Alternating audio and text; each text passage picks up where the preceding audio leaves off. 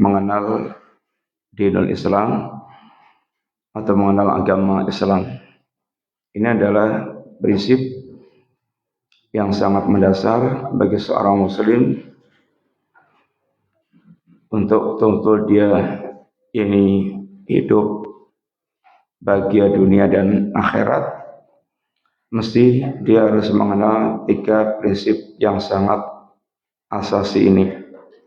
Mengenal Allah, Rabb yang kita sembah, mengenal dinul Islam, yaitu agama yang Allah turunkan untuk kita jalani sebagai syariat menuju Allah Ta'ala, dan mengenal Rasulullah Sallallahu Alaihi Wasallam yang beliau merupakan teladan pemandu yang akan mengarahkan kita dengan syariat Allah sampai kita mendapatkan jannahnya Allah dan juga berjumpa dengan Allah Subhanahu wa taala.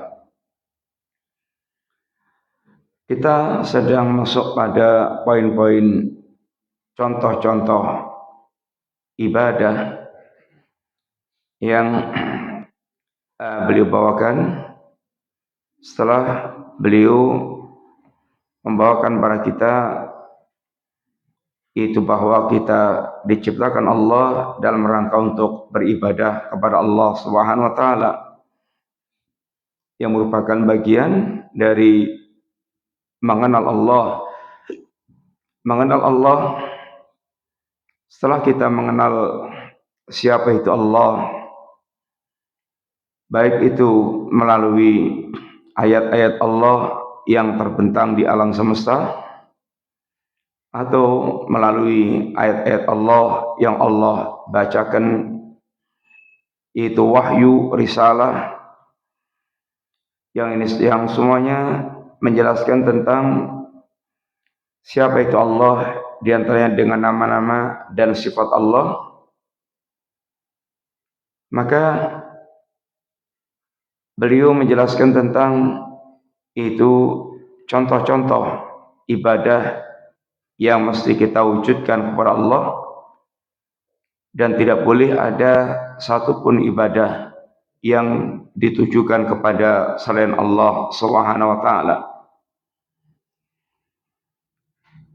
Yang diantaranya beliau bawakan ayat wa man yad'u ma'allahi ilahan akhar la burhanalah bihi fa inna ma hisabu inda rabbih innahu la yuflihul kafirun. Barang siapa yang dia berdoa bersama Allah, dia berdoa kepada selain Allah, dia memiliki sesembahan lain selain Allah, maka kesyirikan yang mereka lakukan itu la burhanalah bihi, sama sekali tidak ada dalil yang membenarkan, tidak ada alasan yang membenarkan tentang syirik yang mereka lakukan, dan mereka nanti akan menghadapi hisab dari Allah Ta'ala. Ini rekapan amal dari Allah Subhanahu wa taala, dan Allah tegaskan innahu la yuflihul kafirun, bahwa tidak akan beruntung orang-orang yang kafir. Orang kafir itu dari arah manapun tidak akan mendapatkan keberuntungan. Dari sisi manapun kekafiran hanya akan menjerumuskan ke dalam yaitu kebinasaan. Kemudian beliau bawakan di antara jenis-jenis ibadah yang tidak boleh kita sekutukan kepada Allah, tidak boleh kita sekutukan kepada selain Allah, yakni ibadah yang harus kita totalitaskan kepada Allah adalah doa. Di antaranya adalah ibadah doa, yang beliau mengatakan ad-du'a'u mukhul ibadah.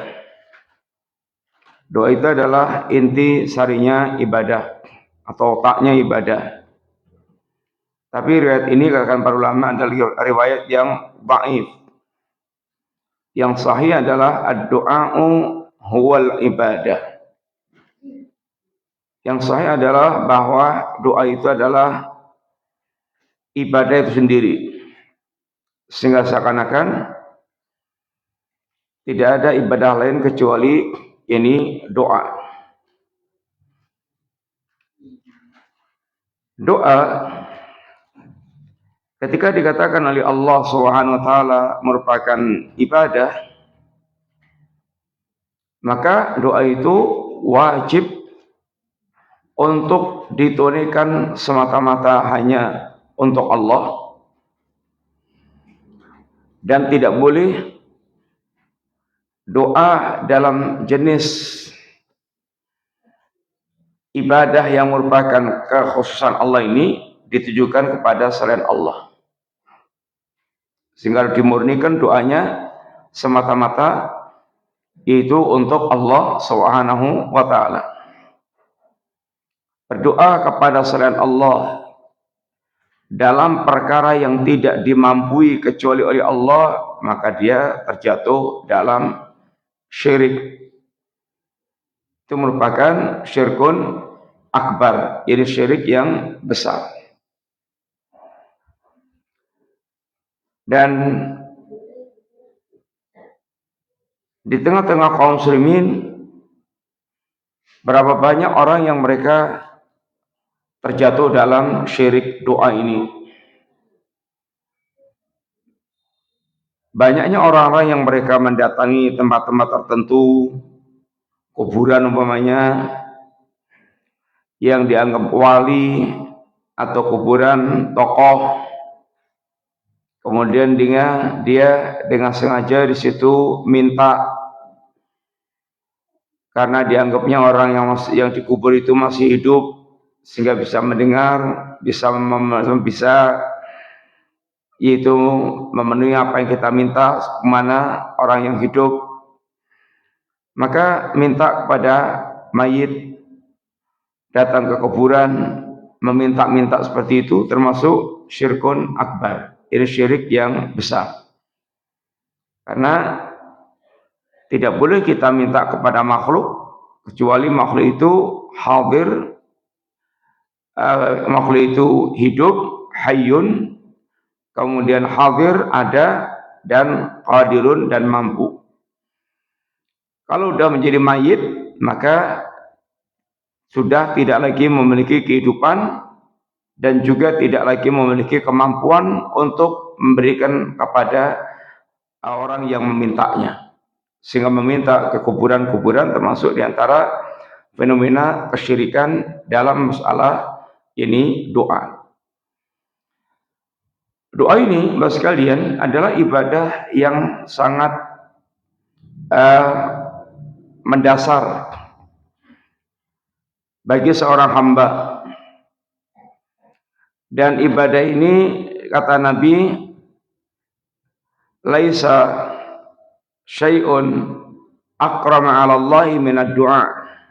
Tidak ada sesuatu yang lebih mulia bagi Allah dibandingkan dengan amal doa ini. Kenapa dikatakan bahwa doa itu adalah amal yang sangat mulia di sisi Allah Subhanahu wa taala? Karena dalam doa itu ada dua hal yang akan dinampakkan. Yang pertama, dengan doa itu hamba betul-betul menampakkan sebagai hamba yang fakir, hamba yang benar-benar membutuhkan apa yang dia minta kepada Rabb-nya Allah Ta'ala tersebut. Sehingga hamba menunjukkan tentang kefakirannya, kehinaannya, rasa kebutuhannya dengan doa-doa yang dipanjatkan kepada Allah tersebut. Dan inilah hakikat seorang hamba. Hakikat seorang hamba itu, Bapak sekalian, di mana hamba itu betul-betul merendahkan diri, menghinakan diri di hadapan Allah Subhanahu wa taala, yang ini merupakan hakikat ini seorang hamba merasa fakir dan mutlak membutuhkan Allah taala. Yang kedua, sisi kedua yang diperlihatkan di dalam masalah doa itu adalah kemahakayaan Allah. Bahwasanya Allah zat yang maha kaya. Allah zat yang maha kaya. Yang Allah akan mencukupi apapun yang menjadi kebutuhan yaitu para hamba.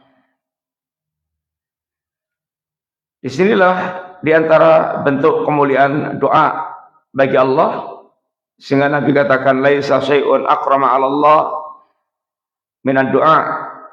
Tidak ada sesuatu yang lebih mulia bagi Allah dibandingkan dengan doa. Karena di situ hamba betul-betul menampakkan kebutuhannya kepada Allah, kefakirannya kepada Allah, dan itulah hakikat seorang hamba.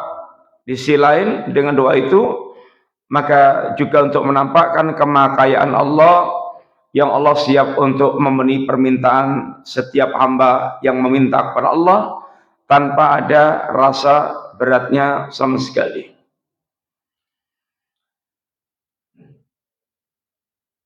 Kemudian beliau bawakan tentang ayat berkaitan dengan ini doa dalam surat Ghafir. Surat Ghafir itu sama dengan surat Al-Mu'min ayat yang ke-60. Enggak tiwas, terus.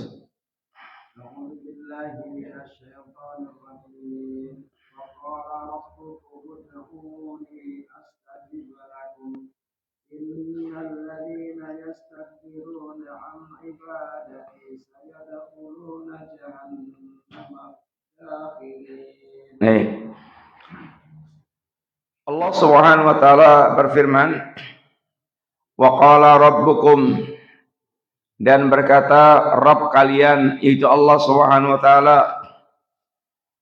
Apa yang Allah katakan? Ud'uni, berdoalah kalian.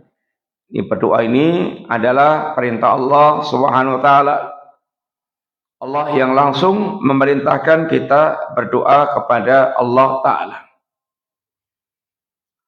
Dan berdoa yang Allah perintahkan ini sama sekali tidak pakai perantara-perantara. Doa yaitu doa kepada Allah tidak membutuhkan perantara apapun dan siapapun. Sehingga langsung mintanya kepada Allah, jadi langsung. Berdoa kepada Allah dengan menggunakan perantara dari kalangan makhluk, itu adalah bentuk syirik atau hakikat kesyirikan yang dilakukan oleh orang-orang Quraisy. Mereka ini sesungguhnya berhajat kepada Allah, meminta kepada Allah, tapi kemudian melalui perantara dari kalangan para makhluk. Sehingga Allah ungkapkan tentang ibadah mereka kepada Allah, ma na'buduhum illa liyuqarribuna ila Allahi zulfa. Tidaklah kami menyembah kepada sesembahan-sesembahan kami itu tidak lain semata-mata hanya agar mereka bisa mendekatkan diri kami kepada Allah sedekat-dekatnya. Ud'uni, ini perintah Allah agar berdoa kepada Allah. Langsung berdoanya itu tanpa perantara. Kemudian Allah berjanji, astajib lakum. Berdoalah kalian kepadaku, pasti akan aku kabulkan. Doa itu asalnya pasti dikabulkan Allah Ta'ala. Kecuali apabila ada penghalang-penghalang ini doa. Maka sahabat Umar ibn Khattab radhiyallahu anhu, beliau pernah mengatakan dengan ungkapan, ma ahmilu, aku tidak terbebani halal ijabah, aku tidak terbebani berkaitan dengan soal terkabulnya doa. Walakin ahmilu, tapi yang ini menjadi bebanku adalah yaitu kerentek untuk mau berdoa. Hammal ini kerentek untuk mau dia berdoa. La ahmilu hammal ijabah, aku tidak kepikiran tentang soal terkabulnya doa. Karena doa itu pasti dikabulkan. Janji Allah, doa itu pasti dikabulkan. Tetapi yang menjadi beban bagiku adalah justru kerentak munculnya doa. Walakin ahmilu hammad doa. Tapi justru yang menjadi beban bagiku adalah kerentak munculnya kemauan untuk berdoa. Kenapa? Faman ulhima bid-doa fal ijabah ma'ahu. Barang siapa yang Allah berikan kerentak kemauan untuk berdoa, doa itu pasti akan dikabulkan oleh Allah Ta'ala. Kecuali yaitu dia memiliki penghalang-penghalang dikabulkannya doa. Jadi selama doa itu tidak ada penghalangnya, maka pasti akan dikabulkan. Pasti akan dikabulkan oleh Allah Subhanahu wa taala. Sehingga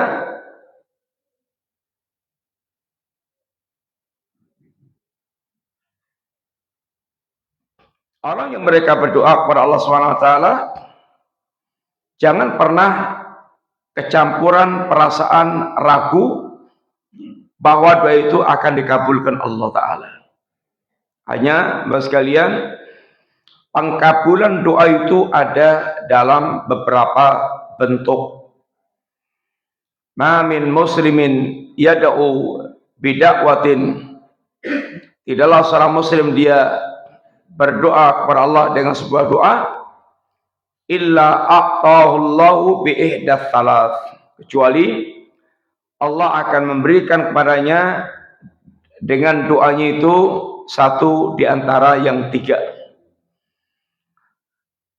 Yang pertama, imma ayu ajjalalah, boleh jadi doa yang dia minta itu akan disegerakan oleh Allah Ta'ala, segera diberikan di dunia sekarang ini.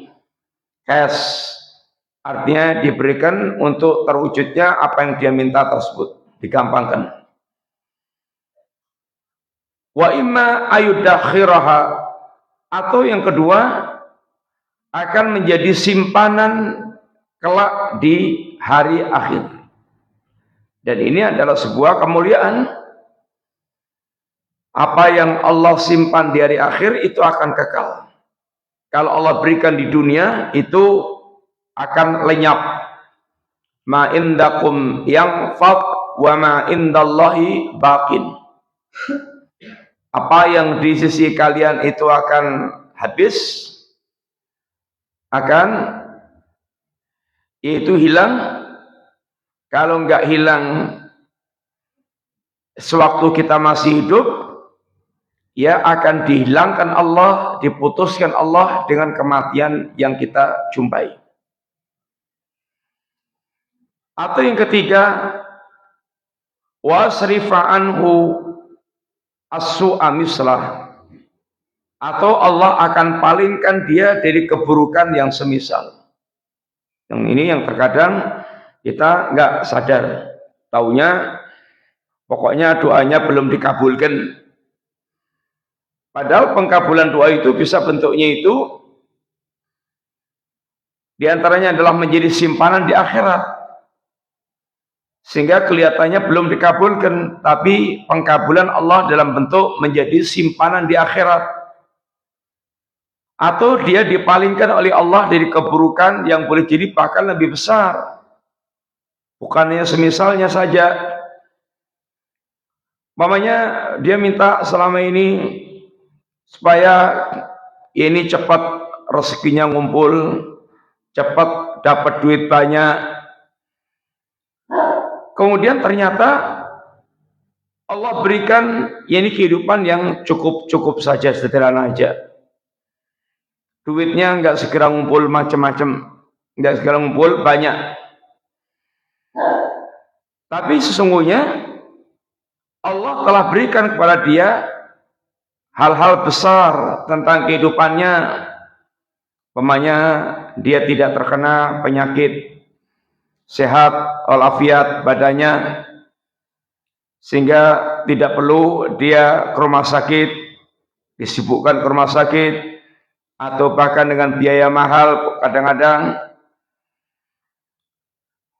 Ini adalah diantara bentuk pengkabulan doa oleh Allah Ta'ala. Tidak mengalami kecelakaan, tidak kena musibah, dan semisalnya. Hal seperti ini sering tidak kita sadari, dipalingkannya kita dari atau diselamatkan kita dari berbagai macam musibah-musibah, bencana-bencana, bala. Itu termasuk diantara bentuk ini pengkabulan Allah untuk menggantikan apa yang kita minta kepada Allah Subhanahu wa Ta'ala, atau akan menjadi yaitu simpanan kelak di hari kiamat. Ini semuanya adalah bentuk pengkabulan doa. Akan tapi pengkabulan doa itu ada ini penghalang-penghalangnya. Di antara penghalang dikabulkannya doa adalah tenggelamnya seorang dalam hal-hal yang diharamkan oleh Allah Subhanahu wa Ta'ala. Tenggelamnya seorang dalam hal yang diharamkan Allah, sehingga Nabi membawakan riwayat tentang orang yang mereka yutilus safar. Safarnya itu panjang. Orang yang safar jauh itu diantara waktu terkabulnya doa. Sehingga kalau kita safar, jangan lupa untuk kita banyak-banyak berdoa kepada Allah Subhanahu wa Ta'ala. Karena diantara kondisi orang safar itu, dia hatinya tinggal menggantungkan kepada Allah. Dia jauh dari sana, famili, keluarga, dan seterusnya. Yang kedua, diantara yaitu kemudian dikatakan oleh Nabi, yutilu safar, as akhbar. Yang kedua, orang ini dia memiliki kondisi rambutnya acak-acakan, tidak sempat merawat acak-acakannya rambutnya itu karena kesibukan dia dalam ketaatan kepada Allah Ta'ala. Bukan pemalas, bukan karena malas dia nggak bisa ngerawat atau nggak sempat ngerawat, nggak ngerawat rambutnya, tetapi kondisi yang membuat seseorang karena kesibukan ibadahnya, karena kesibukan yaitu amaliannya, sampai kemudian tidak sempat ngurus kondisi ini tubuhnya. Kondisi seperti itu juga termasuk faktor yaitu dikabulkannya doa. Dalam kondisi yang menunjukkan yaitu dia lebih membutuhkan atau sangat membutuhkan Allah Ta'ala. Kemudian yang ketiga, yamuddu yadai ila sama, kedua tangannya dia julurkan ke langit, mengangkat kedua tangan, menjulurkan kedua tangan, menengadahkan diri kepada Allah. Ini termasuk juga faktor terkabulnya doa. Kemudian dia mengatakan Rabbi, yaitu ilhah, merengek. Doa dengan cara dia merengek-rengek, dan diantara bentuk merengek itu adalah mengulang-ulangi permintaannya. Allah sangat suka dengan hamba yang mereka mengulang-ulangi doanya, menunjukkan dia seperti merasa sangat butuh kepada Allah Subhanahu wa Ta'ala. Orang ini sungguhnya telah memiliki faktor-faktor terkabulnya doa.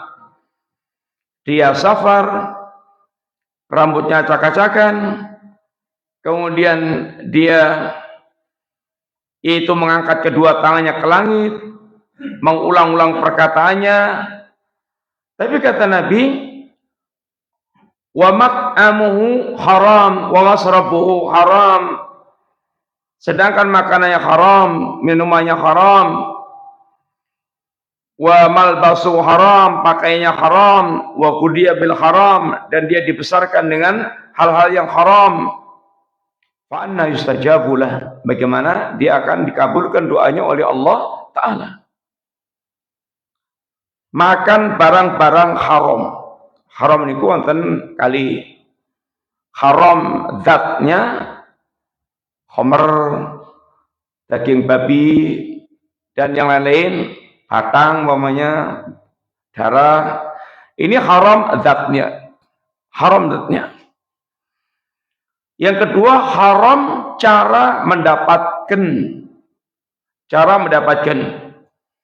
Caranya maling, korupsi, ngapusi, kemudian nilap atau ngerampok dan semisalnya, yang merupakan cara-cara yang tidak dibenarkan di dalam agama Allah Ta'ala. Orang yang mereka banyak kemasukan barang haram, maka ini akan bisa menyebabkan doanya tertolak. Makanannya haram, minumannya haram, pakaiannya haram, dibesarkan dalam hal yang haram. Fa anna yustajabulah, kata Nabi. Bagaimana dia akan dikabulkan oleh Allah Subhanahu wa Ta'ala. Ibrahim bin Adham sekalian pernah ditanya oleh seseorang yang sudah merasa lama berdoa kepada Allah dan belum dikabul-kabulkan oleh Allah Ta'ala. Kata beliau, ada 10 hal yang membuat terhalaknya doa. Satu, dia mengatakan cinta Allah tetapi dia tidak melaksanakan perintah Allah. Dia kira membaca Quran tapi tidak mengamalkan isi kandungan Quran. Yang ketiga, dia bilang cinta Rasul tapi tidak mengikuti ajaran Rasulullah sallallahu alaihi wasallam. Yang keempat, dia makan rezekinya Allah Subhanahu wa Ta'ala, akan tapi dia tidak yaitu menunaikan syukurnya kepada Allah, sedangkan dia menikmati rezekinya Allah Ta'ala. Yang kelima, setiap bangun tidur dia disibukkan untuk membicarakan aib manusia, bahkan lupa dengan aibnya sendiri. Yang keenam, dia bilang setan itu musuh tapi dia justru ikuti. Yang ketujuh, dia meyakini bahwa kematian itu benar tapi nggak pernah siap-siap untuk menghadapi kematian, lalai. Yang kedelapan, itu dia yakin surga itu benar tapi nggak segera berangkat untuk mendekat dan memasuki ke surga. Ini tidak melakukan amal-amal yang segera yang bisa mendapatkan yaitu jannah. 9, dia bilang neraka itu benar tapi dia tidak lari dari neraka. Yang ke-10, kalian saling menguburkan mayit tetapi tidak saling mengambil pelajaran dari penguburan mayit. Ini adalah diantara sebab faktor yaitu terhalangnya doa, terhalangnya terkabulnya yakni doa. Sehingga asalnya Allah menegaskan doa itu pasti akan dikabulkan Allah Ta'ala, tetapi selama tidak ada penghalang-penghalang terkabulnya doa tersebut. Kemudian beliau mengatakan, ini Allah salatnya Allah mengatakan, innal ladzina yastakbiruna an ibadati Sesungguhnya orang-orang yang mereka itu sombong dari beribadah kepadaku. Doa awalnya perintah doa, tapi diungkapkan Allah di sini dengan istilah doa ibadah. Sehingga artinya doa itu adalah ibadah. Dan orang yang mereka tidak mau berdoa kepada Allah itu digelari Allah dengan orang-orang yang sombong.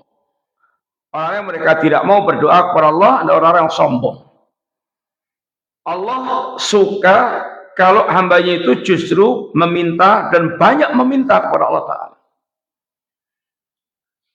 Dan Allah justru akan murka jika hamba itu merasa tidak membutuhkan Allah Subhanahu wa Ta'ala. Karena seakan-akan hamba tersebut tidak membutuhkan Allah, sedangkan mereka sangat mutlak membutuhkan Allah. Maka orang yang mereka tidak mau berdoa kepada Allah dikatakan orang sombong.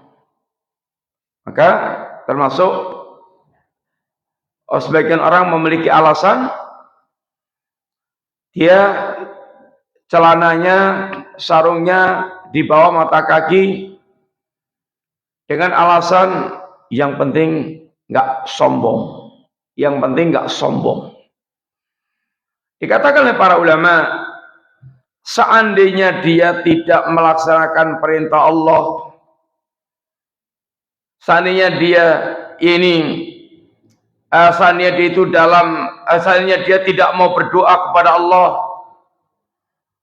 dan dia itu secara pembawaan sepertinya tidak sombong, maka tidak melaksanakan perintah Allah itu sendiri sudah merupakan kesombongan.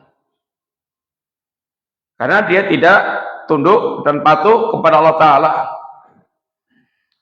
Kalau seandainya dia tidak melaksanakan perintah Allah itu disertai pula dengan kesombongan hatinya, maka kesombongannya kuadrat. Ini dia sombong double. Sesungguhnya orang-orang yang mereka sombong dari beribadah kepadaku, ini dari meminta kepadaku, meminta kepada Allah Subhanahu wa Ta'ala, sayadkhuluna jahannama dakhirin, akan Allah masukkan mereka ke dalam jahanam dalam keadaan yaitu hina. Sehingga ini adalah anjuran kuat supaya kita banyak-banyak berdoa kepada Allah Ta'ala. Dan untuk berdoa itu jangan sampai kita mintanya yang nggak maksimal. Kalau Nabi kita mengajarkan minta jangan tanggung-tanggung kepada Allah Ta'ala. Minta yang paling top, walaupun mungkin bagi kita nggak layak mendapatkan itu. Namanya Nabi katakan, idza sa'altumullaha fas'alullahal jannatal firdaus. Kalau Anda minta kepada Allah, mintalah surga Firdaus. Ini surga yang paling tinggi tempatnya, dan di atasnya adalah Arsy Rahman, arsy-Nya Allah yang Rahman. Minta jangan tanggung-tanggung. Minta yang paling hebat. Soal diberi nggak diberi, kita kembalinya kepada Allah Ta'ala. Tapi menunjukkan juga himmah yang aliyah, cita-cita yang tinggi. Dalam doa pun dia doanya doa yang tinggi-tinggi. Doa yang top-top. Karena asalnya setiap doa kita ini pasti akan dikabulkan oleh Allah Ta'ala. Kecuali bagi mereka yang memiliki penghalang-penghalang, yakni doa. Kemudian ayat tersebut juga mengajarkan pada kita janji Allah terhadap orang-orang yang berdoa pasti dikabulkan. Itu pasti. Iblis saja berdoa kepada Allah dikabulkan. Apa doanya iblis kepada Allah? Ikhwan, iblis saja berdoa kepada Allah dan dikabulkan Allah. Apa doanya iblis? Ya Rabbi angdirni, ya Allah tundalah kematianku ila yaum yub'atsun, sampai nanti hari dibangkitkan, itu hari kiamat. Iblis minta ditangguhkan Allah hidupnya sampai ini hari kiamat, dikabulkan Allah Ta'ala. Iblis saja dikabulkan, apalagi hamba Allah yang soleh mesti tentunya lebih dikabulkan oleh Allah Ta'ala. Sehingga jangan seorang malas dalam berdoa, tapi adalah senantiasa semangat di dalam doa. Seandainya seakan-akan doa kita tidak terkabulkan, doa itu sendiri merupakan ibadah. Yang berdoa saja kita sudah melakukan jenis ibadah, yaitu ibadah doa. Kemudian juga Allah menamai doa dengan ibadah di dalam ayat tersebut, sehingga orang tidak mau beribadah kepada Allah dianggap sombong. Orang yang mau tidak berdoa kepada Allah, tidak mau berdoa kepada Allah juga dikatakan orang yang sombong. Kemudian doa itu ada dua jenis. Doa itu ada dua jenis, doaul masalah dan doaul ibadah. Doaul masalah artinya doa yang berkaitan dengan apa yang kita minta. Doa yang berkaitan dengan apa yang menjadi permintaan kita kepada Allah, kita minta-minta kepada Allah Ta'ala. Semua ungkapan lisan kita minta kepada Allah apapun jenisnya, itu adalah bentuk doaul ibadah. Doa dalam bentuk ibadah. Kita mengangkat kedua tangan kita ke langit dan selalu mengajukan permintaan-permintaan kepada Allah. Itu adalah namanya doaul ibadah, doaul masalah, doa dalam bentuk permintaan. Yang kedua, doaul ibadah, doa dalam bentuk yaitu ibadah. Amal-amal yang kita lakukan itu hakikatnya adalah ibadah. Salat kita, puasa kita, zakat kita, haji kita, ini adalah hakikatnya ibadah. Yang kalau diungkapkan dengan bahasa lisan kita, ya Allah, dengan salatku, dengan korbanku, dengan hajiku, dengan umrohku, masukkan aku ke surgamu ya Allah, dan selamatkan aku dari nerakamu. Sehingga ini juga ini bentuk daripada ini jenis ibadah. Ibadah atau hakikat amalan ibadah kita adalah bentuk doa kepada Allah Subhanahu wa Ta'ala. Ini adalah dua macam bentuk ibadah yang wajib untuk kita tunaikan hanya kepada Allah semata. Kemudian sekalian, tadi kita sebutkan bahwa tidak boleh kita dalam beribadah kepada Allah, dalam berdoa kepada Allah, ini bertawasul kepada makhluk. Apakah bertawasul dalam berdoa itu haram mutlak? Betul. Tawasul itu ada yang sifatnya syirik dan bid'ah, ada yang sifatnya sunnah masyru'. Bertawasul yang masyru', yang dibolehkan oleh syariat itu, yang pertama tawasul dengan yaitu amal saleh yang kita miliki. Tawasul yang pertama tawasul dengan iman kita. Tawasul dengan asma Allah dan sifat-sifat Allah ketika kita berdoa, ini sangat diajarkan oleh Nabi. Sehingga seringnya Nabi berdoa kepada Allah diawali dengan memuji Allah, menyebutkan nama-nama Allah, sehingga dia mengantarkan doanya itu dengan nama-nama dan sifat Allah Ta'ala. Itu namanya bertawasul dengan sifat atau dengan nama-nama dan sifat Allah Ta'ala.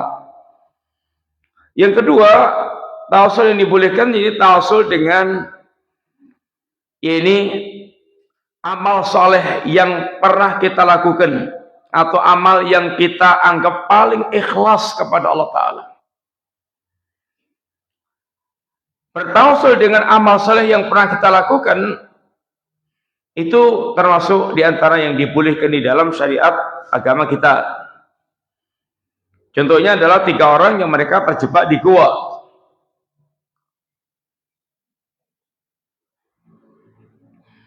Yang kemudian mulut gua itu ketutup pintu, mulut gua itu ketutup batu, kemudian mereka nggak bisa keluar. Lalu Di antara mereka menyarankan agar masing-masing berdoa kepada Allah dengan amal yang dianggapnya itu terbaik untuk kemudian jadikan wasilah berdoa kepada Allah Subhanahu wa taala. Sehingga ketika kita terjebak dalam kesulitan, boleh kita berdoa kepada Allah dengan wasilah amal-amal yang telah kita lakukan. Contohnya dalam riwayat itu ada orang atau 3 orang ini menyebutkan amal-amal yang pernah dilakukannya yang dianggapnya terbaik. Yang pertama, dia bertawasul dengan amal birrul walidain. Ya Allah, aku punya orang tua. Setiap kali aku bawakan peran susu dan aku dahulukan orang tuaku sebelum keluargaku.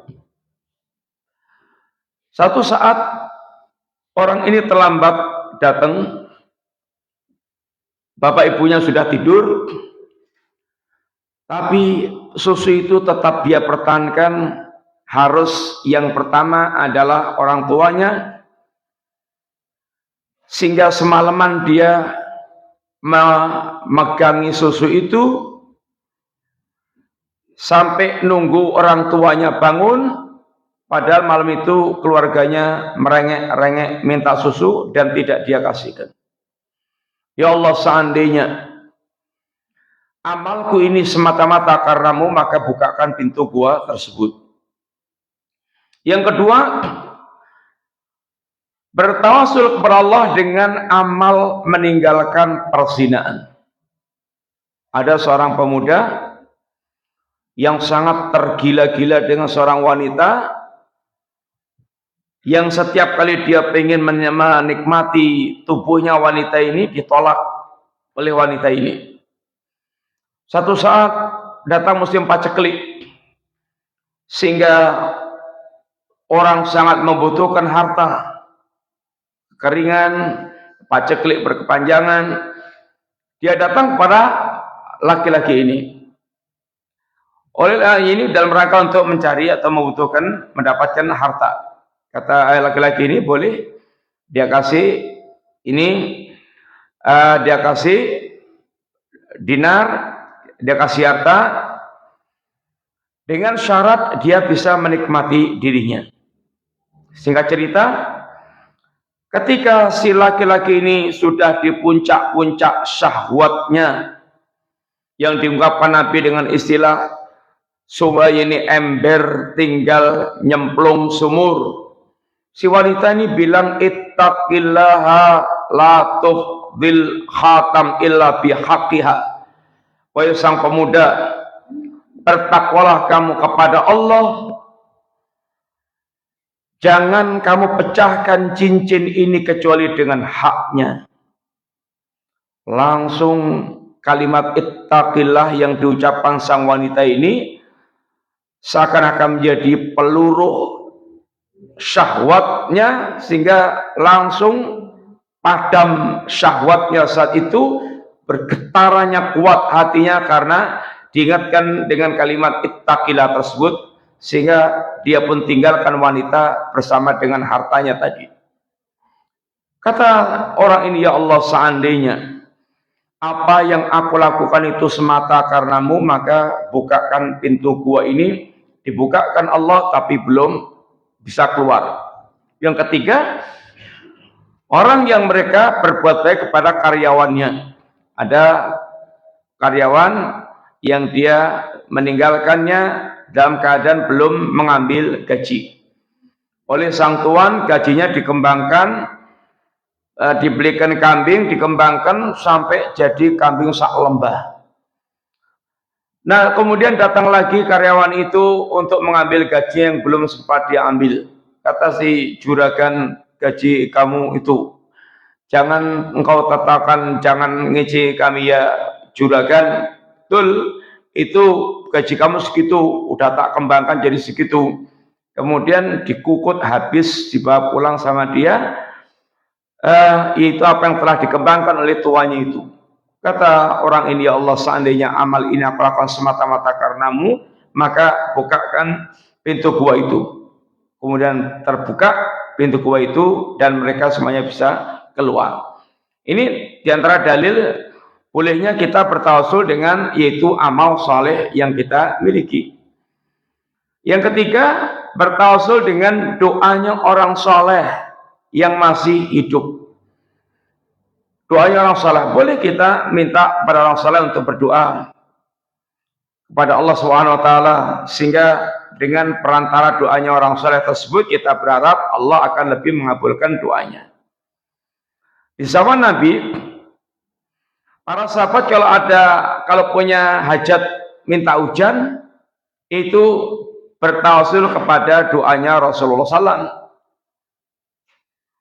Setelah Rasulullah wafat, maka Umar bin Khattab ketika ingin mengadakan salat istisqa, cari siapa yang kira-kira layak untuk menjadi perantara dalam berdoa kepada Allah Ta'ala.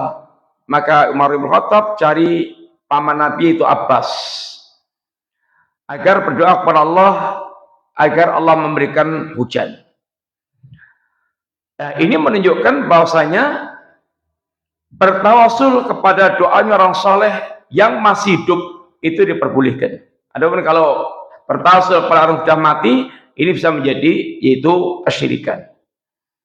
Ini adalah tawasul yang dibolehkan oleh syariat. Sehingga bukan dengan tawasul ini dengan makhluk tersebut, sehingga kuburan wali menjadi berjubel-jubel di mana-mana, berbondong-bondong kita didatangi berbis-bis tiap hari, karena ini mengharapkan yaitu atau ingin meminta kepada para wali yang ada di dalam kuburan tersebut. Ini adalah syirkun akbar, syirik yang besar. Kemudian Bapak sekalian lihat,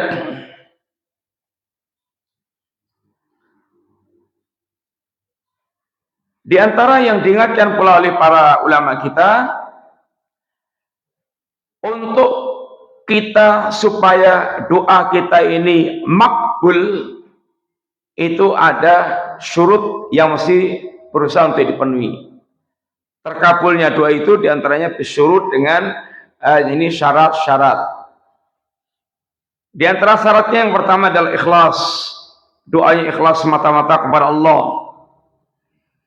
Doa ikhlas kepada Allah itu memurnikan doa semata-mata hanya untuk Allah. Memurnikan doanya dengan tidak menyekutukan Allah dalam masalah doa. Yang kedua, yakin untuk diijabahi. Ud'ullaha wa antum muqinuna bil ijabah. Berdoalah kepada Allah dalam keadaan Anda yakin akan dikabulkan Allah. Yang ketiga, jangan mengandung unsur haram dalam doanya itu. Doa untuk memutuskan silaturahim atau doa untuk melakukan maksiat. Ini adalah doa yang mengandung dosa. Hendaknya doa yang kita panjatkan kepada Allah, doa yang tidak itu mengandung itu dosa. Yang keempat, tidak istijal. Tidak istijal, itu tidak tergesa-gesa. Apa bentuk tergesa-gesanya dalam doa itu? Da'autullaha walam yastajibu li, walam yastajib li. Aku sudah berkali-kali, sudah sering berdoa kepada Allah dan belum dikabul-kabulkan. Ini namanya istijal di dalam itu doa. Yang kelima, hendaknya doanya itu tidak bersajak, tidak dibuat-buat, tidak dia buat-buat dengan doanya itu. Atau doa, maksudnya doa yang melampaui batas. Doa yang melampaui batas. Doa meminta sesuatu yang mustahil, yang seperti mustahil. Ya Allah, aku minta surga yang tidak seorang pun bisa masuk ke surga itu. Ini minta sesuatu yang yaitu mustahil, atau minta sesuatu yang tidak mungkin diwujudkan untuk dia. Minta bisa terbang, minta bisa ambles kayak ontorjo umpamanya. Itu minta yang ngoyoworo, minta yang mustahil. Yang keenam, hendaknya dia memperbaiki, yaitu kehidupannya, jangan sampai ada barang-barang haram yang nempel ke dirinya, baik yang masuk ke perut maupun yang menjadi kelengkapan perabot kehidupan kita, bajunya, kemudian ya rumahnya, kendaraannya, jangan sampai ada barang haram yang nempel di dalam kehidupan kita, sehingga betul-betul dalam kondisi ini yang bagus. Sekalian, ini yang kita pelajari pagi hari ini berkaitan dengan ini bab doa, salah satu di antara jenis ibadah yang mesti kita tujukan semata-mata kepada Allah Subhanahu wa taala. Mudah-mudahan Allah senantiasa menggerakkan hati kita untuk berdoa kepada Allah dan kita tidak merasa bosan dengan doa kita, karena doa itu pasti dikabulkan. Seandainya belum dikabulkan, berdoa sendiri merupakan ibadah kepada Allah yang ada nilai pahalanya. Apalagi doa merupakan kebutuhan kita sungguhnya kepada Allah, karena kita adalah orang yang mutlak membutuhkan ini Allah Ta'ala. Dan kalau doa itu jangan segan-segan, jangan sungkan-sungkan, jangan yaitu merasa akan memberatkan Allah permintaannya. Sama sekali Allah tidak diberatkan dengan permintaan apapun. Maka dan bermanfaat. Wassalamualaikum warahmatullahi wabarakatuh.